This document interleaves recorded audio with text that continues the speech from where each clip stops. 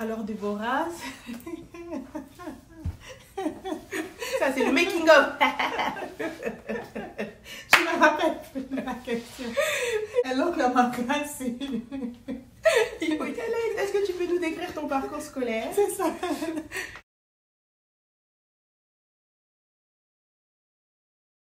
Bonjour les amis, j'espère que vous allez bien. Moi je vais très bien et je suis très contente de vous retrouver aujourd'hui pour une nouvelle vidéo. Alors aujourd'hui c'est un grand jour pour notre chaîne. Pour la première fois je reçois une invitée. En créant cette chaîne, je voulais que nous femmes puissions nous rencontrer, que nous puissions échanger sur nos vies, sur nos expériences, sur nos astuces, sur nos échecs, sur nos réussites. Je voulais pas forcément que ça soit des femmes connues, mais je voulais que ce soit des femmes de la vie de tous les jours, des femmes ordinaires mais extraordinaires par leur parcours. Et voilà, je voulais qu'on rencontre ces femmes-là, qu'on échange.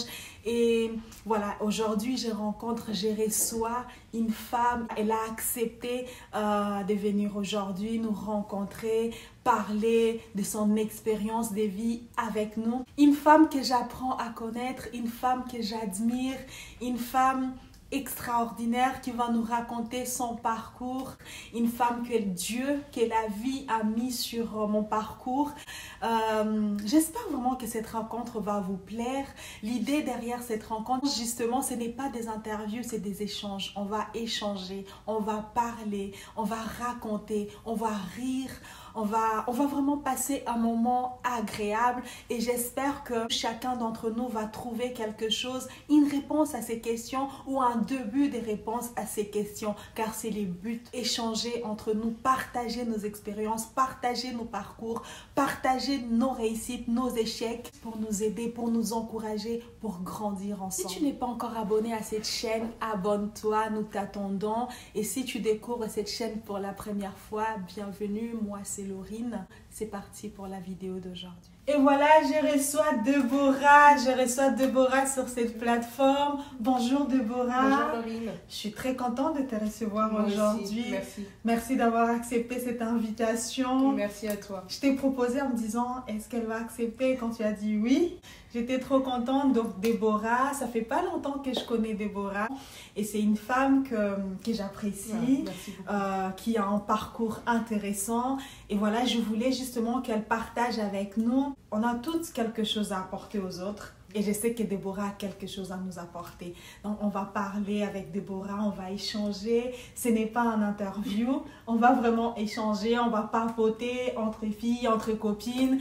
Et donc, n'hésitez pas à nous laisser des commentaires, à nous dire ce que vous pensez. Tu te sens bien? Ça va aller.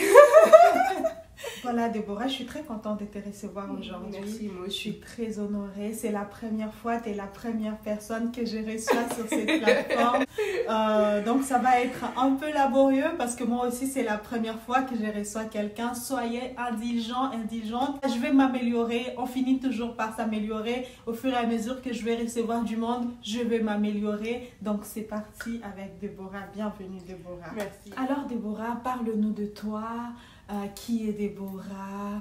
Alors bonjour à tous, donc je suis Déborah, j'ai 34 ans, je suis maman de 2 enfants et je suis mariée et je suis la grande sœur du coup de 2 petites sœurs, un petit frère et la petite sœur d'une grande sœur. Voilà, donc on est une famille de 5 enfants. Très bien. Déborah, tu es née en France. Je suis née en France. Tu es d'origine? Alors je suis d'origine congolaise, française, de nationalité mais d'origine congolaise. Et donc toi, tes parents sont nés aussi en France? Non, ils sont nés au Congo. Alors Déborah, tu peux nous parler de ton parcours scolaire et ton parcours professionnel, ce que tu as fait au lycée, à l'université? D'accord. Moi j'ai eu la chance d'avoir des parents qui m'ont beaucoup encadrée, Oui. qui m'ont beaucoup poussé aussi à faire des études, qui m'ont beaucoup suivi. Donc j'ai fait un parcours scolaire comme on peut avoir en France, primaire, maternelle, primaire, ensuite collège. Alors au collège j'étais pas forcément la meilleure des élèves, mais voilà, j'ai me débrouillé. Au lycée ça a été plus difficile. parce qu'on est lâché, livré à nous-mêmes. Donc j'ai eu du mal à suivre, j'ai même redoublé. J'ai Au redoublé lycée, la tu as seconde. commencé à faire la fête. Non, même pas spécialement, mais le niveau était peut-être trop difficile pour moi et du coup j'ai redoublé ma première année de seconde. Donc j'ai fait un parcours économique et social au lycée. Et ensuite j'ai poursuivi à l'université. J'ai fait une année de droit et ensuite je me suis orientée sur un parcours administration économique et sociale. Très bien. Donc je suis allée jusqu'au master. Très bien. Et donc à l'issue de mon master, je rentre dans une recherche d'emploi qui n'aboutit à rien. Et tu as cherché pendant combien de temps? Pendant un an. Pendant un an, donc ça a été très dur parce que je me suis dit, en ayant fait le bac plus 5, comment ça se fait que tous les autres de ma promotion trouvent. Malheureusement, j'envoie plein de CV. Et t'as quoi comme diplôme déjà? En administration économique et sociale. Donc c'est un parcours RH en fait. Donc je me rends compte qu'en fait, mon diplôme, il n'est pas très adapté à l'offre. D'accord. Il manquait la paye, chose qu'on ne nous avait pas appris en fait dans le cursus. Donc j'ai fait un autre diplôme, gestionnaire de paye, et donc avec ce diplôme-là, j'ai pu intégrer un cabinet d'avocats où j'ai fait un an, et puis après j'ai intégré une boîte de conseil dans laquelle je suis encore actuellement, ça fait 6 ans. Et là je suis chef de projet du coup en système d'information des ressources humaines. Bravo, merci. Je vous ai dit, c'est une tête, ma Déborah. Et donc, on va shifter, je ne sais pas si tu avais quelque chose à dire sur ça. Là, donc, on va shifter directement sur ce que Déborah a dit par rapport au Congo. Donc, Déborah est née en France, elle a 34 ans aujourd'hui, et ses parents sont d'origine congolaise. Je ne sais pas si je vais dire, toi, tu es d'origine congolaise. Oh, oui, tes parents sont... Moi aussi. Oui, toi aussi. D'origine congolaise. Ouais. Donc, et Déborah est née ici. Et donc, elle ne connaît pas les Congos. Et justement, en parlant en off avec Déborah m'a dit qu'elle a découvert le Congo pour la première fois cette année. Cette année, oui. Voilà. Enfin, l'année dernière, mais bon, on est en début 2023, donc c'était au mois de novembre. Au mois de novembre 2022, Déborah découvre le Congo à l'âge de 34 ans. Justement, on va parler de cela. Comment, pourquoi tu as eu cette envie, ce besoin de découvrir le Congo? Voilà, pourquoi, qu'est-ce qui t'a poussé à 34 ans te dire, voilà, je vais découvrir le Congo, je vais connaître le pays de mes parents. Alors moi, à la base, je suis quelqu'un depuis mes 18-19 ans qui voyage beaucoup. C'est pas la première fois que je suis partie en Afrique, mais c'est la première fois que j'ai franchi le pas d'aller au Congo. Et tu es allée où avant? Alors avant, je suis allée en Tunisie, je suis allée au Kenya, je suis allée en Tanzanie, je suis allée au Sénégal. C'est où déjà? Côte d'Ivoire. En Côte d'Ivoire, oui, je suis allée en Côte d'Ivoire, c'est vrai. Bon, j'oublie une destination en Éthiopie, oui, je suis allée en Éthiopie. Donc non, j'ai voyagé, mais c'était la première fois que j'allais au Congo. C'était vraiment la première fois. Et pourquoi? Parce que j'ai perdu mon père en avril 2022, donc l'année dernière. Et à ce moment-là, j'ai ressenti le besoin de matérialiser ce qu'il m'a toujours récité, ce qu'il m'a toujours dit en fait. J'avais besoin de le voir de mes propres yeux. Donc pour moi, là, c'était... bon, avant, j'avais peut-être pas l'occasion parce que j'étais aussi maman, j'allaitais, donc c'était difficile de laisser les enfants de partir. Et oui et non, puisque je suis quand même partie en Côte d'Ivoire et j'avais tous les enfants. Donc là, je me suis dit, non, cette année, il faut que j'aille au Congo. Donc ça, c'était obligatoire. En fait, la mort de ton père a été un déclic. Ah, ça a été un déclic. Je me suis dit, non, il faut que j'y aille et il faut que j'y aille. Voilà, il faut que je vois où il est né. Il faut que je vois où mon histoire a commencé. Très bien. Voilà. Et donc, tu découvres le Congo en novembre 2022 à 34 ans. Qu'est-ce que tu en as pensé? Très intimidée. Moi, j'étais très intimidée de voir plein de gens qui nous ressemblent. Je sais que ça peut paraître drôle. En France, on se reconnaît. Moi, quand je vois un Congolais, je sais que c'est un Congolais. Et quand il me voit, bon, non, moi, on ne me reconnaît pas toujours. C'est vrai. Je t'ai pas reconnue. Moi, le contraire ne se vérifie pas. Mais moi, en tout cas, je sais reconnaître un Congolais. Et quand on est chez soi, parce qu'on se sent chez soi, et qu'on voit plein de personnes qui nous ressemblent, partout, par le physique, par la manière de parler, la manière de se déplacer, en fait, on est intimidé. On se sent tout petit, on se dit, ah oui, en fait, j'ai un pays, et c'est le Congo, en fait. Je sais pas comment décrire, mais intimidé. Moi, le premier sentiment que j'ai eu, c'est ça, j'étais intimidée. Voilà, j'étais intimidée en tout point. Et au lieu de tout de suite rentrer dans le moule, on va dire, et ben en fait, non. J'osais pas parler lingala, de peur qu'on rigole, je pense. Parce que l'accent me trahit. Donc du coup, je parlais français. Et j'ai recherché beaucoup la France, en fait. C'est-à-dire que je cherchais des baguettes, enfin, c'était pas cohérent. Mais les premiers jours, bizarrement, j'ai eu du mal à m'intégrer totalement. Donc ça m'a ramené à moi-même et je me suis dit, ah mince, en fait, tu te dis que t'es congolaise, mais en fait, t'es profondément française. Donc ça a été difficile pour moi d'accepter ça, parce que je me suis rendu compte, et on me l'a fait aussi remarquer, qu'en fait, t'es pas d'ici, en fait. Et toi, tu as ressenti que tu n'étais pas de là. Oui. Tu as ressenti que tu étais vraiment française. J'ai ressenti, en tout cas, que j'étais profondément marquée par la culture française. C'est normal. Ouais. Mais je m'en rendais pas compte. Après, le deuxième sentiment que j'ai eu, c'est pas la tristesse en soi, mais un peu la déception, je dois le dire. C'est vrai. Ouais, j'étais un peu déçue. De voir que des choses qui étaient peut-être acquises en France ne le sont pas forcément là-bas.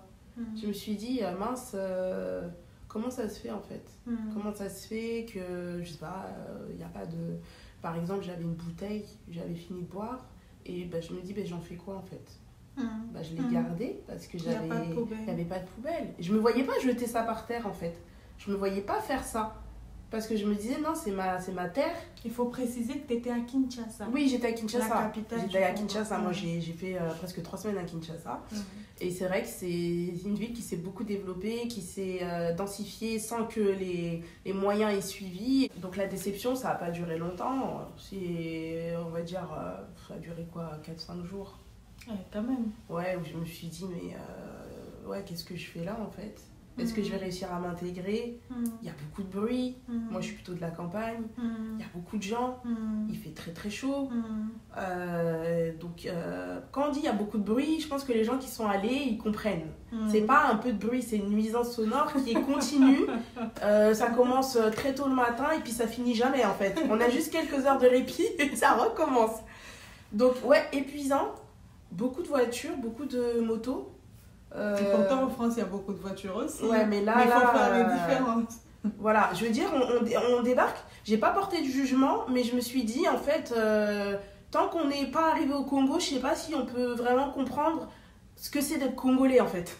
Il faut y aller. Alors que ma classe, Il faut y aller. Après, passer ce sentiment de déception, qu'est-ce que je me suis sentie bien. Mais vraiment, mais je veux dire, le Congolais, mais c'est incroyable. C'est des gens qui sont courageux, qui se lèvent le matin, débrouillards, qui sont... Vous savez, si vous cherchez la définition du couteau suisse, et allez au Congo et vous verrez ce que c'est qu'un couteau suisse, quoi. Le matin, il peut être vendeur, l'après-midi, il peut faire autre chose, le soir, autre chose. C'est incroyable. Des gens qui sont toujours prêts à aider, malgré la difficulté de la vie, des gens souriants. Je n'ai jamais vu des gens autant sourire, je n'ai jamais vu des gens autant se fâcher et rigoler la minute d'après. Vraiment, c'était... je me suis sentie bien. Même si on dit souvent que voilà, Kinshasa, c'est dangereux. Oui, il y a une part d'insécurité qui est visible. Mais moi, pour autant, je ne me suis pas sentie en insécurité. Je me suis sentie bien avec les miens, en fait. Et en fait, j'étais comme une petite fille qui savait qu'elle pourrait pas rester longtemps, et j'essayais d'emmagasiner le maximum de souvenirs, le maximum de... À la fin même, j'avais pas de mal à aborder quelqu'un, à lui parler en lingala. À la fin, tu commençais à parler, tu n'avais plus peur de l'accent. Non, je prenais pas les taxis, je prenais les bus, les transports publics, où on est 11 ou 12. Avec les trucs ah ouais, non, comme c'était génial. Franchement, et là aujourd'hui, ouais, si je pouvais retourner demain, je retournerais. Hein. On va parler d'aujourd'hui. Je vais revenir sur le fait que quand tu es rentrée au Congo, tu t'es sentie française. Oui, oui. Ça. Tu t'es sentie française. Ouais. Et alors que quand tu es en France, tu t'es sentie congolaise. Oui, hein, c'est ça qui est troublant, c'est cette bipolarité selon l'endroit où on se trouve. C'est que quand on est ici, on fait remarquer qu'on n'est pas d'ici. Par exemple, on va, je sais pas, aller en soirée ou dans, je sais pas, en soirée par exemple, et t'es de quelle origine? On va pas demander t'es de quelle nationalité, puisqu'on dit que si t'es là, t'es française. Mais on te demande tout de suite t'es de quelle origine. Donc ça intéresse les gens de savoir de quelle origine tu es en fait. Et la deuxième question qui arrive souvent, c'est t'y es déjà allé? Voilà, et moi je dis non, j'y suis jamais allée. Donc déjà je voulais remédier à ça, et c'est vrai que quand on est là-bas, en fait on n'a même pas besoin d'ouvrir la bouche. On n'a pas la même gestuelle. Moi les Congolais ont une façon de marcher vraiment qui est naturelle, Et nous, on a une façon de marcher aussi qui est naturelle. Les femmes. Et les femmes, les hommes, surtout les hommes.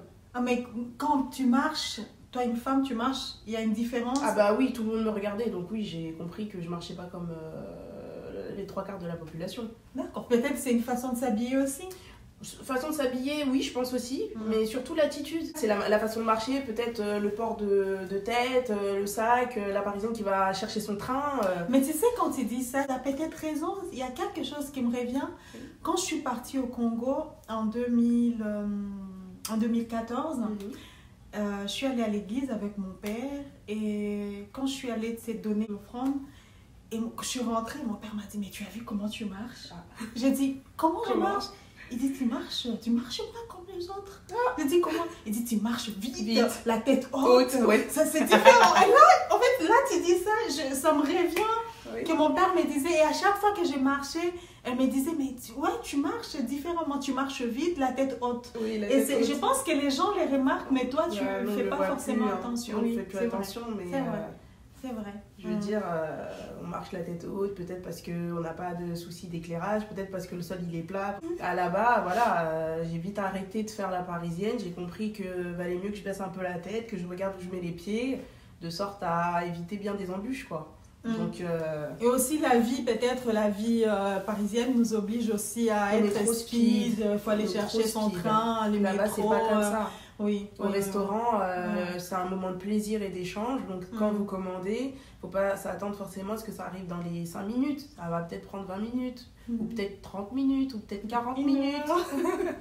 Mais il faut prendre son temps. Et du coup, les premiers jours, vous êtes énervé, certes.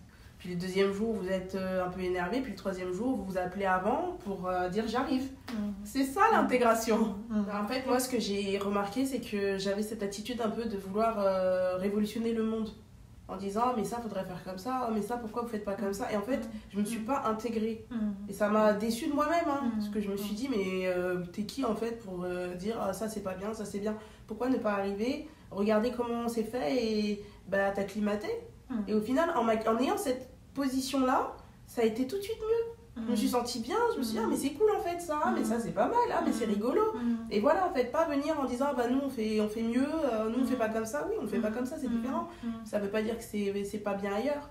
Et c'est surprenant parce qu'on est congolais. Donc on peut se dire, tu vas y aller et ça va être facile. Et au final, non, ça n'a pas été si simple que ça. Tout à résumé, c'est qu'en y allant, ça m'a permis de voir que mes parents eux-mêmes, en fait, ils étaient congolais, mais en arrivant, ils se sont adaptés. Et du coup, ils nous ont transmis une éducation qui est différente peut-être d'une famille française pure souche. Donc nous, on a eu quand même cette double culture congolaise, mais on l'a pas eu à 100%. On l'a pas eu totalement. C'est-à-dire qu'aujourd'hui, je parle lingala, mais voilà, il y a certains dialectes. Ma mère, par exemple, parle Ngluba, je sais pas si c'est vraiment le nom de la langue, et mon père le Chiluba. Là, si je suis confrontée à ça, moi je comprends plus rien, ça y est, je suis plus là. Donc ça m'a un peu peinée, je me suis dit mince. Ils nous ont pas transmis. Ouais, je me suis dit mince, j'aurais bien aimé. Et du coup, toi, tu les transmets à tes enfants, c'est quel que les lingala? Moi, je me bats pour le transmettre à mes enfants. Mais par contre, j'ai vu ma grand-mère pour la première fois et on a eu du mal à se comprendre parce qu'elle parle un tout petit peu lingala et moi, je parle pas chiluba. Donc du coup... Déjà, si tes enfants arrivent à parler lingala, c'est déjà... ce sera une grande victoire. Oui. À manger la nourriture. Oui, ça, c'est pas un problème. Ça sera quelque chose, ça sera déjà une très grande victoire. Tout à l'heure, tu as dit que donc, quand tu es arrivée, tu ne voulais pas t'imposer, donc arriver en te disant voilà, moi je sais ça, je sais faire ça, donc je vais vous montrer comment on fait. Au début, tu voulais faire ça et tu as vu tout de suite que ça ne fonctionnait pas, donc tu as pris le temps de comprendre comment il fonctionnait pour t'adapter. Donc toi, tu t'es adapté. C'est une très bonne chose. Mais après, on pourrait te dire du coup, qu'est-ce que tu apportes toi quand tu t'adaptes à tout ce qu'ils font là-bas, qu'est-ce que tu apportes?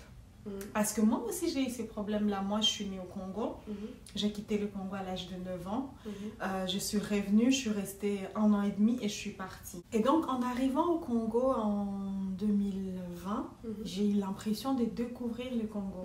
Et j'ai eu aussi ces mêmes problèmes et je pense que la plupart des gens de la diaspora, quand ils reviennent au Congo après plusieurs années, ils se rendent compte que le fait de vouloir s'imposer, imposer les choses qu'on connaît, ça ne fonctionne pas forcément. Parce qu'on a forcément appris quelque chose. Tout à l'heure, tu parlais du double culture.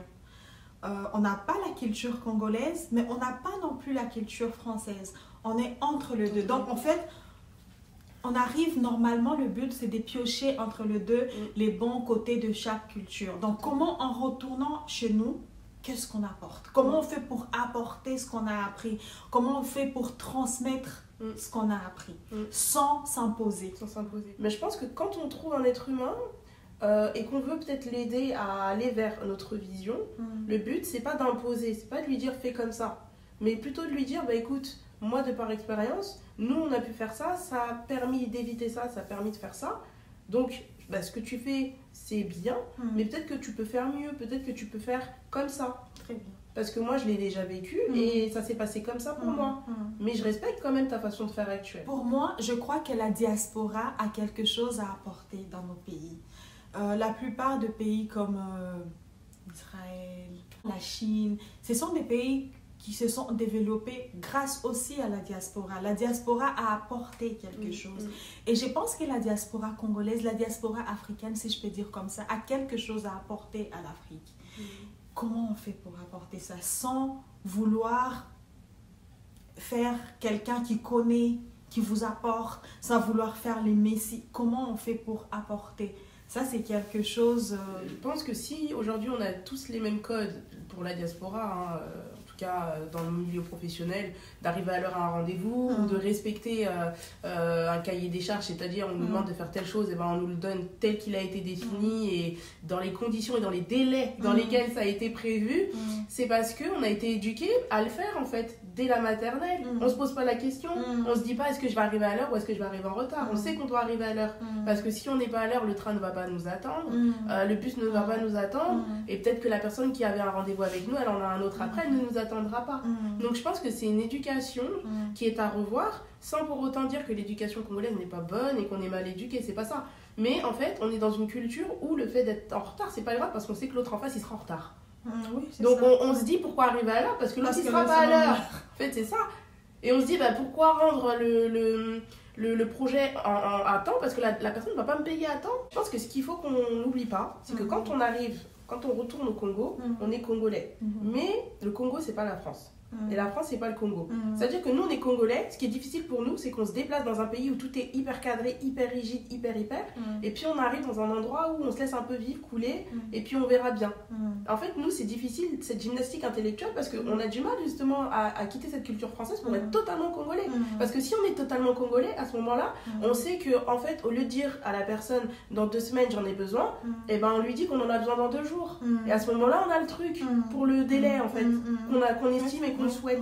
Donc c'est à nous de nous adapter en fait par rapport à la mentalité qu'on trouve là-bas et puis trouver des astuces pour avoir ce qu'on veut à la fin. Parce que sinon on n'y arrivera pas, on va y déployer de l'énergie, du temps. Moi j'ai compris, au bout de 4 rendez-vous, c'est bon, moi aussi j'arrive un peu en retard ou alors je plaçais 1 heure. Et puis voilà, j'estimais que si je voulais voir la personne à 16h, je lui disais plutôt 13h. Du coup, la dernière question, revenons en France, donc 3 semaines après, tu reviens en France. Qu'est-ce que tu t'es dit sur les Congo? Tu es content de ton séjour? Et qu'est-ce que tu t'es dit? Tu aimerais bien vivre au Congo? Qu'est-ce que tu aimerais apporter au Congo? En fait, qu'est-ce que tu retiens de ton séjour au Congo? Alors, je me suis dit, je me rendais pas compte à quel point c'était vaste, déjà. Parce qu'une fois qu'on sort de Kinshasa, franchement, on a des paysages qui sont somptueux. Oui. Infinis. C'est-à-dire qu'on dirait que ça ne se finit jamais. C'est d'une beauté incroyable. Et du coup, je me suis dit, mais il faut que je fasse tout le pays. Il faut que j'aille dans chaque recoin. Il faut que je vois chaque tribu, c'est pas possible. Et je suis prête à le refaire 20 fois, 30 fois, 40 fois. Ah, c'est bien. Ah oui, parce que c'est d'une richesse incroyable. C'est un pays qui est d'une richesse culturelle, mais incroyable. Je me suis dit déjà, j'y reviendrai, ça c'est certain, et pas dans 1 an ou dans 2 ans. Moi, j'espère pouvoir y revenir assez souvent. Ah, ça c'est bien. Voilà. En fait, c'est les déclics, ça t'a fait. Oui. En fait, tu t'es dit que c'est un pays que tu aimerais faire, que tu aimerais vraiment connaître. Connaître jusqu'au bout, vraiment m'imprégner de ma culture, de mon histoire aussi. Je suis rentrée, j'ai commencé à acheter des livres qui parlaient du Congo pour bien comprendre mon histoire. Très bien. Et bien sûr, oui, je me verrai vivre avec mes enfants, avec mon mari. Alors, tout ce que je n'aimerais pas, c'est perdre de la qualité de vie que j'ai ici. Donc, j'aimerais pas, par exemple... je sais pas, me retrouver dans un espace à la ville, par exemple, ça je sais que je suis pas de la ville et ça changera jamais.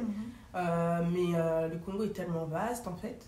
Mais qu'est-ce que tu veux dire que tu n'aimerais pas perdre la qualité de vie que tu as La ici? qualité de vie, c'est-à-dire j'aimerais être dans un environnement qui soit quand même propre, où on respire bien, où l'air est sain en fait, on respire bien, il n'y a pas de pollution.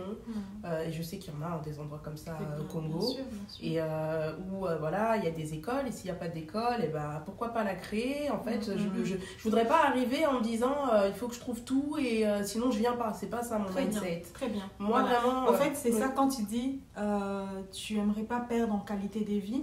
En fait, tu n'es pas en train de dire que tu aimerais arriver dans un endroit où tu as tout ce que tu as en France. Non. Oui. Non, au contraire, si on vient dans un pays, c'est pas pour retrouver ce qu'on a quitté. En fait, j'aimerais vraiment pleinement vivre au Congo, mais il faudrait que, voilà, soit il n'y a pas d'école, il n'y a pas ce qu'il faut, et du coup, on est plusieurs à se dire, bah, on va le faire, on va créer des écoles, on va peut-être mettre à disposition pour que, du matériel pour qu'il y ait un hôpital ou autre. Voilà, il y a des enfants en bas âge, donc on ne peut pas non plus aller comme Indiana Jones et se dire bon bah s'il se casse la jambe, on reviendra en France. Non, il y a des réalités qui font qu'il faut quand même être dans un endroit où s'il y a quelque chose, on puisse soigner l'enfant dans des conditions égales à ce qu'on aurait pu avoir en France. Après, d'un point de vue sécurité, c'est important aussi. Maintenant, voilà, ça reste l'Afrique, donc il ne faut pas s'attendre à trouver peut-être la même sécurité qu'on va avoir ici.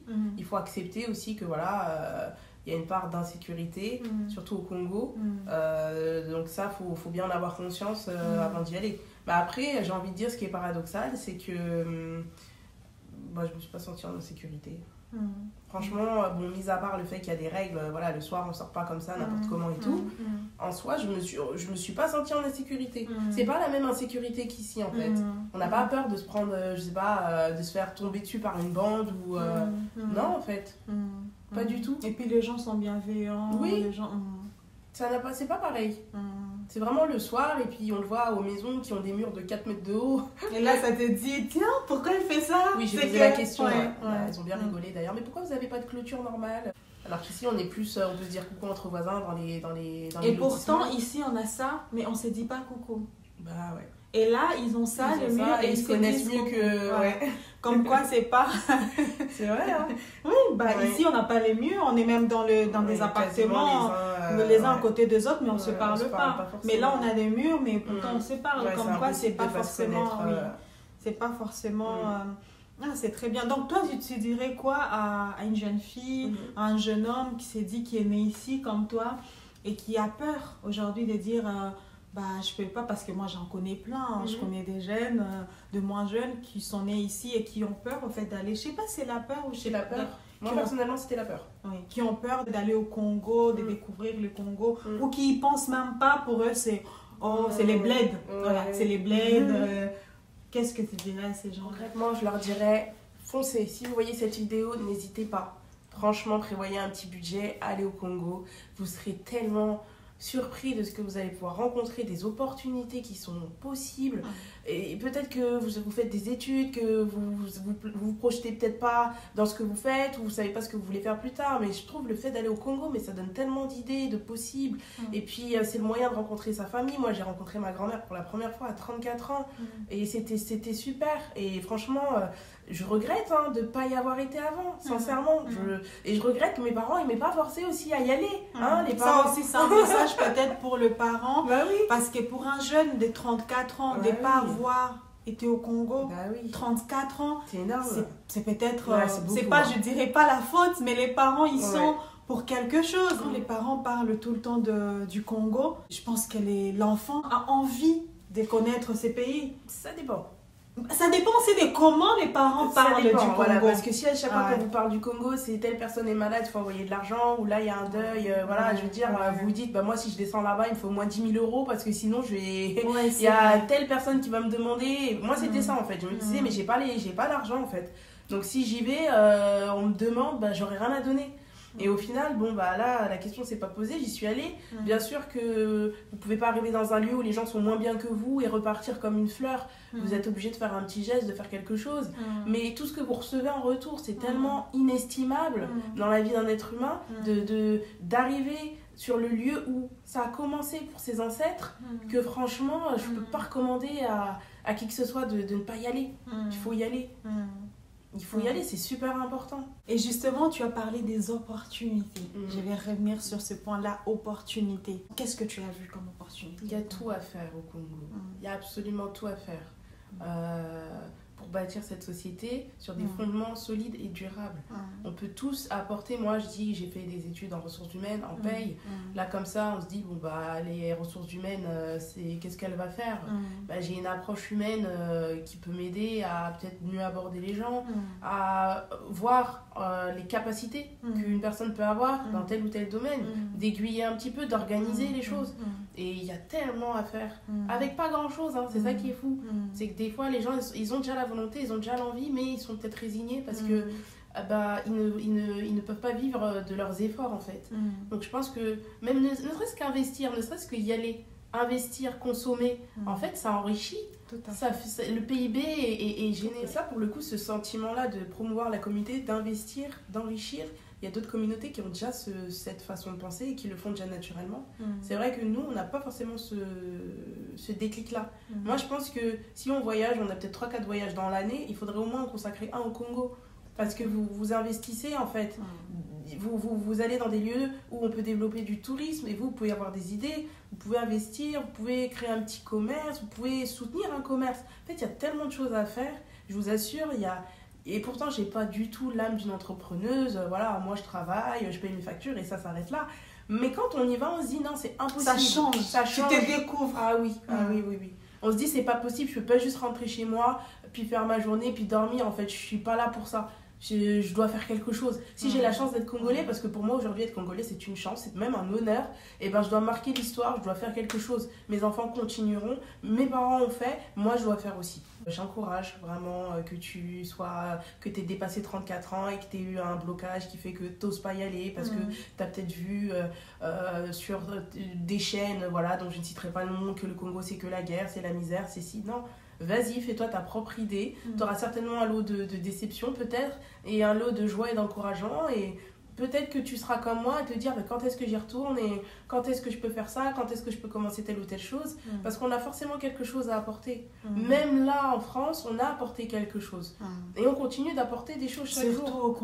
Surtout au Congo, il y a des choses à apporter. Toi, tu es parti et tu as vu au fait que à chaque fois que tu sors... Tu vois des opportunités. Oui, il y a plein de choses à faire. En France, qu'est-ce que tu veux faire? Qu'est-ce que tu veux apporter encore? Il y a toujours. Mais au Congo, à chaque fois que tu sors, tu vois des opportunités. Ah oui, clairement. Je compléterais si tu es à la recherche d'un retour aux sources, de peut-être relations plus humaines, plus directes, plus sincères. C'est l'endroit. C'est l'endroit pour. Parce que les gens, ils savent se contenter de rien. Et du coup... c'est un vrai sourire, c'est pas un sourire de façade, voilà, les gens ils sont purs, ils sont comme ils sont eux-mêmes en fait. Tu peux être toi-même là-bas, tu peux être pleinement congolais là-bas, tu peux être pleinement africain, te sentir pleinement africain là-bas. Et puis ils ont tellement de choses à nous apprendre. Je veux dire, ils sont débrouillards mais à l'extrême, c'est-à-dire que toi tu peux voir un petit bout de ferraille, tu trouveras pas de valeur, mais lui il va ramasser ça et puis ce qu'il va en faire, tu te dis mais s'il avait mes moyens financiers, mais où est-ce qu'il serait en fait? Et puis s'il nous voyait, il se dirait mais avec tout ce qu'elle avait dans les mains, elle a fait que ça. Donc du coup non, ça permet de se recadrer, de se dire mais ton intelligence tu l'as pas mise au service du peuple. Concrètement je suis rentrée et puis je me suis dit mince Déborah, à 34 ans t'aurais pu mieux faire quand même. T'as perdu beaucoup de temps. Ah ouais, franchement, avec le cadre que t'as eu, les études que t'as pu faire, t'aurais dû faire mieux quoi. Bon, ça va, il n'est pas trop tard, tu vas bien te rattraper. Il n'est jamais trop tard, il n'est jamais trop tard. Et aussi, en disant ça, les gens peuvent dire mais qu'est-ce qu'elles sont naïves. Parce qu'on n'ignore pas, on sait qu'il y a des problèmes, il y a des difficultés. On n'est pas naïf. Il y a des choses qui ne vont pas, on n'a pas choisi d'en parler dans cette vidéo, mais on sait, on ne veut pas se focaliser sur ça, mais on sait. Mais en dehors de tout ce qui ne va pas, on a choisi de voir l'angle où on peut faire des choses. Il y a vraiment des choses à faire au Congo si on décide d'y aller et d'affronter, parce qu'il y aura des blocages, mais il y a vraiment des choses, il y a des opportunités. En fait, je pense qu'il faut y aller dans un esprit plutôt patriotique. C'est sûr que si vous y allez pour dire je vais me faire de l'argent, vous voyez que l'argent, non. En fait, bon, certes, vous allez peut-être pouvoir en faire, mais vous allez plus perdre beaucoup d'énergie, je pense. Et vous allez être peut-être déçu que la synergie ne suive pas. Si vous y allez dans un esprit patriotique de se dire, je veux juste donner un Congo meilleur à mes enfants, je sais que je ne vais pas changer le monde, mais si je peux juste apporter un petit quelque chose et chaque Congolais de la diaspora, parce que la diaspora, c'est pas que la France, c'est la Suisse, c'est l'Angleterre, c'est l'Allemagne, on est un peu partout, c'est les États-Unis, c'est le Canada, la Chine, on est partout. Je veux dire, aujourd'hui, vous allez dans un pays, vous avez beaucoup de chance de trouver un Congolais. Si chacun de nous peut investir justement l'argent qu'il a ici et le réinjecter un petit peu au Congo, forcément, en fait, le PIB va augmenter, donc les gens vont s'enrichir à terme, en fait. En fait, on devrait pouvoir être ici et aussi être là-bas à terme. Parce que c'est chez nous, hein, là-bas. Je veux dire, chez nous, c'est là-bas. Et je pense qu'en Afrique, il y a tellement de choses à faire. Le Congo, c'est un beau pays. Il y a, à chaque fois que tu sors, il y a des opportunités. Parce que la souffrance, les choses qui manquent, c'est des opportunités pour créer quelque chose. Et il y a un besoin, tu réponds. C'est pas juste quelque chose pour... non, il y a vraiment un réel besoin.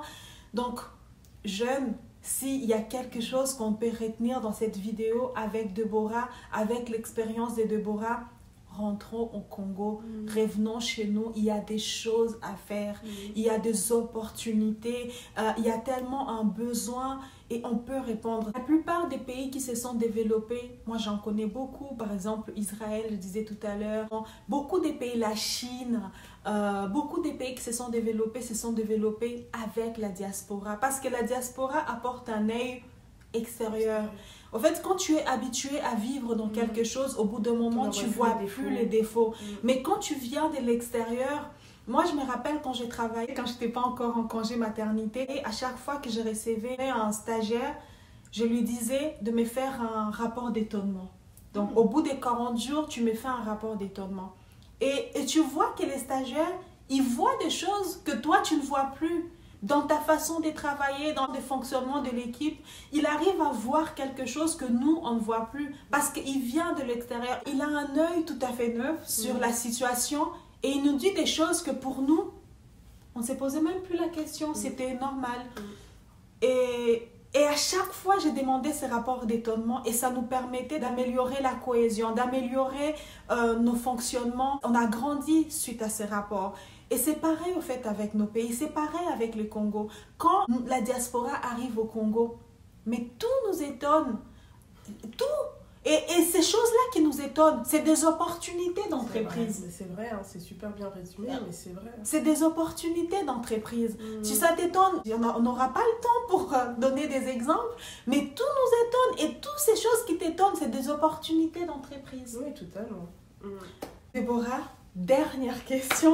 On va finir notre vidéo parce que bientôt il va être 16h, on va aller chercher les enfants à l'école.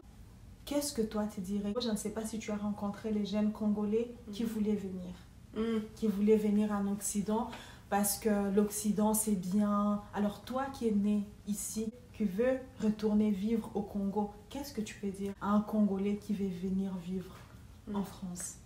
Alors, moi, ce que je pourrais lui dire, c'est que je comprends qu'il soit résigné.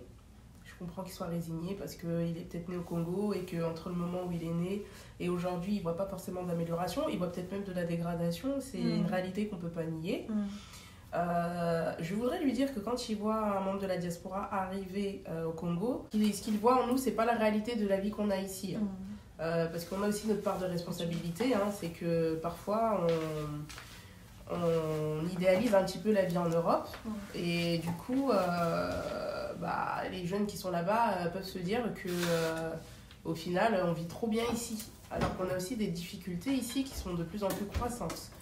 Donc ce serait lui dire que voilà, nuancer un petit peu en lui disant voilà, la vie en Europe, je dis pas qu'en France, je dis en Europe de manière générale, elle se complexifie. Ça devient de plus en plus difficile et c'est pas forcément la meilleure période. Faut pas comparer quand nos parents sont venus et maintenant. Voilà. Quand nos parents sont venus, c'était plus facile d'avoir son titre de séjour, de trouver du travail, de s'intégrer dans la société. Aujourd'hui, c'est pas du tout la bonne période pour venir. C'est très difficile. Et si on n'a pas de papier, c'est très difficile pour tout le reste en fait. Donc ce que je lui dirais, voilà, moi j'arrive de mon œil extérieur et même si toi tu vois plus d'espoir, tu vois plus de suite, moi je peux te dire qu'au contraire c'est plein d'opportunités. Passer ce discours de lui dire il y a plein d'opportunités, c'est concrètement si vous avez l'opportunité de faire travailler quelqu'un, si vous avez l'opportunité de donner du travail à quelqu'un, faites-le. Les gens qui sont ici. Oui, les gens qui sont ici. C'est-à-dire que si la personne, vous avez le temps de prendre 10 minutes avec elle, de parler, de lui dire bah, qu'est-ce que tu aurais voulu faire, quel est ton rêve, et qui vous dit, je sais pas, moi j'aimerais avoir une société de taxi, ou je sais pas, je dis n'importe quoi, bah, aidez-le. Voyez comment vous pouvez faire en fait pour l'aider. L'aider, ça peut peut-être être l'accompagner dans un rendez-vous pour lui donner de la crédibilité. L'aider, ça peut peut-être être vous, d'un point de vue extérieur, voir comment vous pouvez le financer. En fait, il y a toujours une solution. Mais juste dire à quelqu'un ne viens pas, c'est pas bien ici, bah, la personne ne va pas vous croire. Oui. Vous voyez ce que je veux dire? De la même manière que quand nos parents nous disaient l'Afrique c'est très difficile, bah, tant que tu n'y es pas, tu veux pas croire. Ce que je peux dire aujourd'hui, c'est que voilà, la richesse qu'on peut avoir ou montrer, c'est une richesse qui ne nous appartient pas. En Afrique, quand on n'a pas, on n'a pas, mais quand on a, on a. La personne, elle est sur sa parcelle, c'est sa parcelle. Nous, on loue ou on a peut-être une voiture, mais la voiture appartient à la banque, la maison appartient à la banque. Si tu payes pas, on va te récupérer tout ça. Donc c'est, à part peut-être nos vêtements, bon mes vêtements je les ai payés, ça moi je les... Ah, et encore, et même le téléphone, et encore. Donc on a plein de choses, mais c'est une société fictive. C'est une société fictive parce qu'au fond, si on gratte vraiment, on voit qu'il y a plein de crédits derrière à la consommation. Ou voilà. Il y a très peu de gens aujourd'hui en France qui ont des choses qui leur appartiennent réellement. C'est-à-dire qu'on va chez vous à un instant T, on voit que votre voiture, vous l'avez payée totalement, la maison, elle est payée, c'est fini. Voilà, moi je dis toujours, oui, je suis propriétaire, mais c'est la banque qui est propriétaire de ma maison. Parce que si demain je paye pas, ils vont la récupérer. Donc, en fait, je suis très endettée, en fait, quand on réfléchit vraiment. En tout cas, moi, en toute neutralité, je trouve que s'il y a un endroit des deux où on peut vraiment s'enrichir, c'est pas la France. C'est pas l'Europe. C'est clair. Et ça franchement, je le dis pas parce que je suis congolaise ou quoi, je pense que même un Européen qui va en Afrique, il aura le même constat que moi. Aujourd'hui, s'il y a de l'argent à faire, c'est pas Tu peux dire un mot de fin, qu'est-ce que tu dirais? Alors, un mot de fin, je vais élargir, je dirais que une double culture, c'est vraiment une richesse. Et c'est une richesse tant qu'on fait perdurer sa double culture. Il ne faut pas juste s'asseoir sur ses acquis, se dire bah, je suis congolais, ça suffit. Non, il y a un vrai travail aujourd'hui de recherche et de transmettre à nos enfants. Parce que si on ne le fait pas, la culture elle finira par disparaître. Et il n'y a rien de mieux pour transmettre que d'aller dans son pays régulièrement, se tenir au courant de l'actualité de son pays et puis prendre part à son pays d'origine.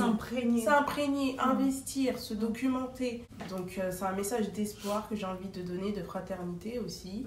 Je sais qu'on sera plusieurs de la diaspora à se reconnaître, mais le Congo n'est pas fini, le Congo débute, j'ai envie de dire.